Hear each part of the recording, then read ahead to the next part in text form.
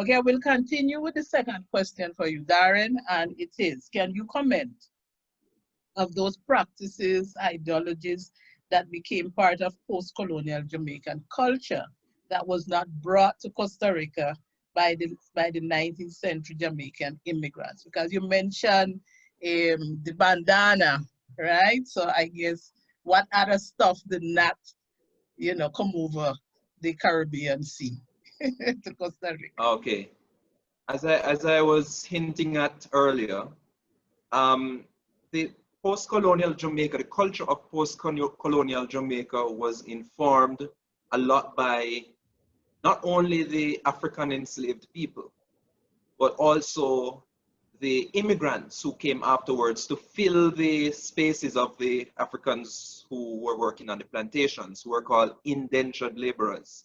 So after the slave trade was abolished in 1838, we had persons coming from mainly, the majority of them came from India. We had some from China. We had some from Lebanon. Another group came from Germany. And another group came from Africa. There were some Africans from Nigeria who actually came to be a part of the indentured labor. So we can say, for example, that some of the things that they would have brought with them did not become established as a part of the Jamaican culture immediately. It took some time. And one of those things is the bandana, as we said before. But another thing is curry goat. You can't talk about Jamaica today and don't talk about curried goat. That is a main part of our diet as Jamaicans. No, that's something that I don't see here. So for me, that obviously didn't become established enough as a part of the culture, of a part of our DNA at that time. So Jamaica, as I say, you get your curry goat, you get your curry chicken with a little roti and some other,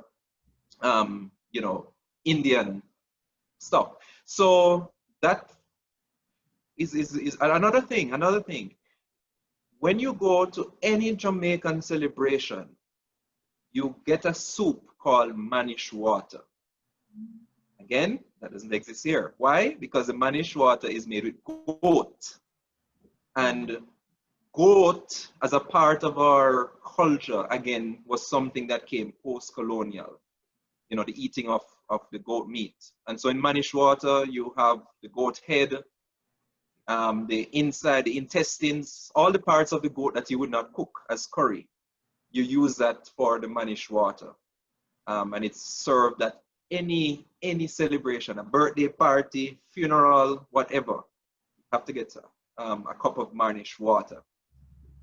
I would say also there's another aspect in terms of religion that did not come here with the Jamaican immigrants, although I do see some pockets of it here, probably in Puerto Viejo, once when I visited, and that is Rastafari.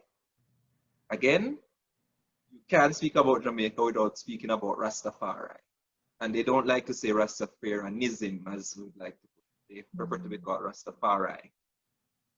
This came as a sort of black resistance movement, post-colonial, because although the slave trade ended, slavery was still very much a feature in Jamaica. And that is why persons like Marcus Garvey, who is very esteemed here, spoke about mental slavery, which Bob Marley then picked up on sometime later.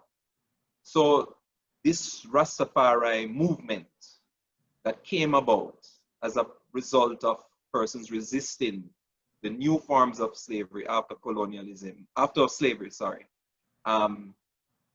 is a very important feature to this day of Jamaica. You talk to most people ask me, where are you from? Jamaica. Ah, so why don't you have dreadlocks? Because I don't want dreadlocks, or what, do you smoke marijuana? No. Oh, but you're Jamaican. Because they are associating it with the Rastafari culture, which defines us in a way as Jamaicans. So I would say those are definitely two areas that probably did not get here with the Jamaican immigrants, the first sets of Jamaican immigrants. Aho, iaho. Aho, iaho.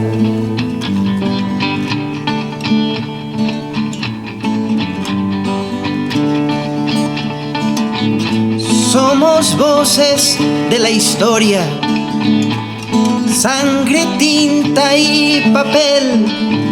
Somos voces de la historia, mis ancestros, su saber, mis ancestros, su saber, mis ancestros, su saber. Aho, iaho. Aho, iaho.